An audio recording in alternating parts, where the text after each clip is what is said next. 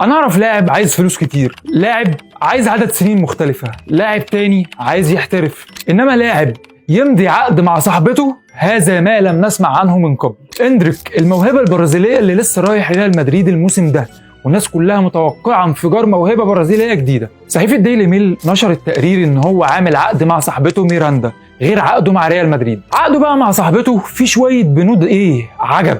بيقولك بقى ان اندريك بيحب يلعب لعبه اسمها جراند اوتو في، واللعبه دي بتسمح لك انك تعمل شخصيات افتراضيه وخلالها بتقابل شخصيات افتراضيه تانية. شرط بقى من الشروط اللي اندريك عاملها مع صاحبته انه ما يقابلش اي واحده عامله شخصيه افتراضيه في اللعبه ولا يتكلم معاها. تخيل كده انك يبقى في عقد بينك وبين خطيبتك انك ما تنزلش مع اي واحده في تيم واحد في بابجي او هتدفع غرامه. لا وكمان لسه العقد ما خلصش، في بند تاني في العقد بيمنع اندريك ان هو يعمل كومنت لاي واحده على الانستجرام، وبنود تانية كتير تخليك تقول ده اغرب عقد شفته في حياتي.